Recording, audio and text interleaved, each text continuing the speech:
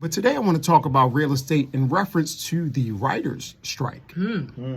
Because what happens when you have a strike, when you have a stoppage of work on a large scale, is that the landscape changes. Real estate becomes available that was not available before. Right. Look, everyone won't be wealthy, but everyone can be basically wealthy. Get that cash. Yeah, gotta get that money. Cash. The man, the myth, the legend is in the building, ladies and gentlemen. Joseph Lorick, also known as Uncle Joe. Welcome, Uncle Joe. Good morning. I told you. Finances are unstable. Oh my goodness.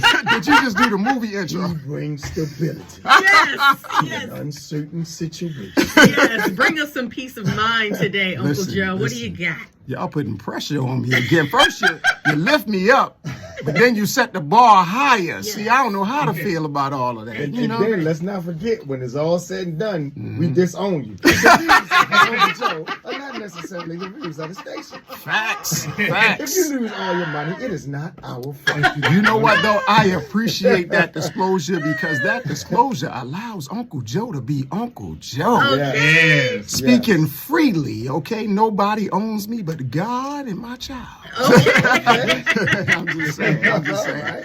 But today, as we get into Wealthy Wednesday, look, over the last 24 hours, I came up with an idea that I was going to talk about real estate. Okay. I'm a licensed realtor, and I was going to give, I'm going to give the audience an update on the real estate market in Baltimore. I was going to talk about the fact that the Fed is making a decision today to probably raise interest rates again by 25 basis points, which means interest rates will go up slightly and all that jazz. Okay, a jazz station, all that jazz. But then the spirit told me, you know what? We're going to talk about something else. Okay. We're still going to talk about real estate, though, but in a different way. We're not going to talk about buying properties. I'll save that for another show. So everyone that's looking forward to hearing more about the real estate market in Baltimore, I have the stats. I have the numbers. I'll be here again, God willing, the next Wednesday or so, and we'll talk about that, okay? Okay. But today I want to talk about real estate in reference to the writers' strike. Because what happens when you have a strike, when you have a stoppage of work on a large scale, is that the landscape changes. Real estate becomes available that was not available before. Right. See, even though some work stoppage will happen, when we do see these things happen, like we saw about 10 years ago, we also see other creative avenues start to rise, like we saw with non-scripted television, better known as Reality TV. reality TV. So that's what we saw about 10 years ago. And it's not like reality TV rose because of the strike, but it was already on the way up. However, the strike just gave it that much more of a boost. Going back in numbers, just to reference that point, you had over 100 unscripted shows that debuted or returned to television in 2007 and 2008 during that strike. Wow. Okay, so there was a large rise in new shows, and then, of course, the ones that were there already almost all of them got renewed. Right. So when we think about what's going on now, I think about, okay, what's going to open up because of this strike? Now, a lot of people, we can go into the details of why the strike is happening. You have about, just to throw out some stats, some numbers, you have about 11,500 members of the Writers Guild of America. And the immediate impact of them striking will be that your late night talk shows, they've already ceased. Right. And then in terms of no new episodes, and then also shows like Saturday Night Live, you won't get to see but maybe 2 or 3 more shows. And while the strike is going on, they won't be able to produce new shows. Everything else that you'll see impact-wise when it comes to shows will be 3, 6 months to a year out, because most of the shows that we get on streaming, most of the movie lineup is already set for this year. So then we see that later. But when we really look beyond the content that's being produced, what happens when an industry loses a large amount of workers that produces content that brings them money? What do they look for? Alternatives. So now, looking at the environment we're in today, what alternatives do you see rising because of the strike that's going on with the writers? And by the way, just to let y'all know, June 1st, the Directors Guild, also their contract is up. So the Directors Guild could go on strike. And June 1st, the SAG for the actors, their agreement also ends in June. The Screen Actors Guild. Yes. Yeah, there's also ends in June, and all of these negotiations will be taking place at the same time. Right. So while that's happening, and we'll get deeper into that, but while that's happening, what alternatives do you guys believe will see a rise because of this strike? Well, when you talk about alternatives, everybody's talking about AI. AI everywhere, especially when you talk about writing. There are a lot of people that don't like to write, that might not consider themselves great writers, but I've had a lot of friends say, hey, listen, I had an idea for a script, or I had this idea for this paper, and I just popped it into the chat, and, boom. Yeah. And AI is, just to let you guys know, that's one of the biggest negotiating points for the writers. They want to make sure that humans are still able to hold a certain percentage of the writer jobs. Right. They want to make sure that maybe AI can help with editing, but in terms of creation, that humans still create content.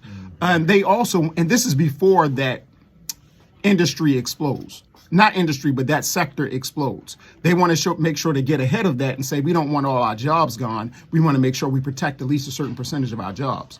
But what else? I mean, you're right in terms of that rise. What else besides AI could rise or will rise because of this strike? What do you think? I would say definitely social media content. Yes. That's what I was about to say. Yes. Yeah. But I'm going to be specific. Not just social media content. I'm going to throw out a name right now. I'm going to give a shout out to this person, Kountry Wayne. Content that's produced like Kountry Wayne, where you have a series, Well, not a Facebook series, Right. but I'm being specific. Yeah. A series that's unscripted, that's unedited. You just film it on your phone. They do what they do. You have your outtakes or whatever, and you put it out week after week after week after week after week and do numbers. You may see the Netflix of the world and these other places look towards those type of creators to say, look, if you can produce at this clip, we have a bag for you. Because they're already doing that. Exactly.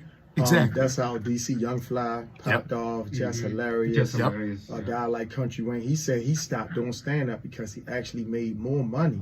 He was making $1 million a year doing stand-up, or probably more. But he said he made about $300,000 just with the videos. Exactly. Exactly. And that's all going to him. And not to mention, because of those, people don't understand when it comes to those type of productions on Facebook. Because of those productions, Kountry Wayne employs over 100 people. So that created new jobs that didn't exist because of that venue. So, and it's not to say that's going to replace scripted television and scripted, streaming shows. It's not. Just like before, there is a place for scripted content. However, when we look at real estate, and this is why I was bringing it up in reference to real estate, just like when you pay Monopoly, just like when you do anything with real estate, it's all about, here's some property that's available. It's not typically available. I need to have the means and the ends to jump on it because the timing is now. So you have to ask yourself, and there's so many people out here that are creative, so many people out here that are creating content on a regular basis. Now is the time, if no other, to make sure that your business is in order so that you're ready to present. It's not just about being able to create the content and put it out there. Have your business in order, because obviously there's a need for this level of content, and not a need next year. They're going to need this content now. Whoever is the most ready right now will get bags that won't come back. And what I mean by that is, if you get that bag now, when the writer's strike is over, that same bag isn't there. Right. So now is that opportunity to go ahead and get and take advantage of the market, take advantage of the landscape and the real estate. But you have to be aware of it and look at it in this way. See, we hear that headline and we use it for entertainment. Okay, the writers are striking. Okay, is my show gonna be delayed for 2 years? Am I not gonna get to see the next season of X, Y, and Z for another? Is Power gonna do this? Is that? That's all cool, but that's not gonna make us money. What's gonna make us money is looking at the opportunity and say, you know what? Here's a gap, here's a window. They need more content. The writers are on strike, which they should be. Just because you produce an alternative doesn't mean you're going against the writers. You want the writers to get what they get, but that doesn't mean that you can't also add your It's own. not like you're crossing the picket line. Exactly. Oh, and I was saying that Kountry Wayne, he said he made $300,000 a month. A month. Yeah. Oh, a month. Yeah. Okay. I told her a month. That changes things. Yeah, Yeah. it wasn't. 300,000 a month. And Right. he does have a show coming up next week, but it'll be in DC. All right, let's not talk about him. What he say? He got like 10 kids, all baby mamas, child support. Yeah. Let's not put his business out. But you're right. But you're right though. But the thing that I'm bringing up again is just about real estate. We think about real estate in terms of, okay, in the market, you want to see, here's a down market, here's an opportunity to buy a foreclosed property. That's what's happening. In fact, transitioning real quick, that's what's happening in Baltimore. A lot of commercial real estate is going down because interest rates are going up, so people can't afford to stay in their buildings. More people are working from home, so that means that more buildings are going vacant. We have people moving from Harbor East to Harbor Point. So big companies are moving and leaving those properties vacant. You're going to see, I think we have a 22% vacancy rate in commercial properties in downtown Baltimore. So if you're looking at the real estate and you're looking at the landscape and seeing opportunity, you know that you could get that real estate cheaper now than you will be able to get it in the next 2 or 3 years. The same thing works in life in any aspect, whether it's real estate with properties or it's simply a business field, whether it's this or that. You have to look for opportunities and stay ready to present, because once your number's called, they say, look, opportunity and preparation means success. Those who are prepared for that opportunity usually succeed. Those who aren't usually fail, or they miss an opportunity. So take this time to prepare yourself. That's really the message in today. Make sure to prepare yourself, look for opportunities, and have your business ready, because it's such a shame that we as a people oftentimes get turned down because we don't have an EIN, because we didn't file our taxes on our business, because we can't say what our numbers was. We have to depend on another website telling us our numbers instead of being able to simply say, this is what I produce. Know that, know your business, and get your bags, because they are out there to be collected. Get ready.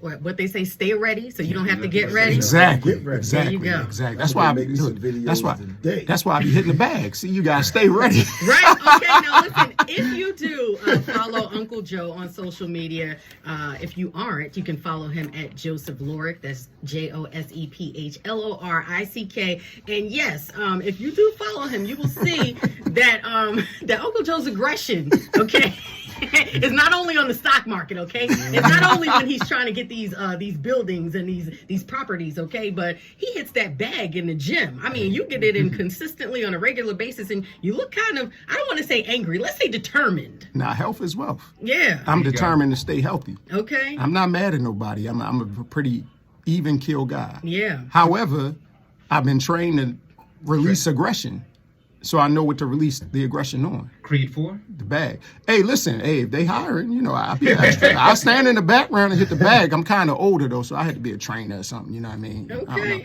Grades starting to come through a little bit. I was talking just about a that too. little. Just 1 or 2, but that's smidge. okay. I like it. I like salt and Salt and pepper. pepper. I take it. Okay. I still got my hair though, so I'm good. The hairline's intact. You're doing all right. I always had a big forehead, so it's all good. Go ahead.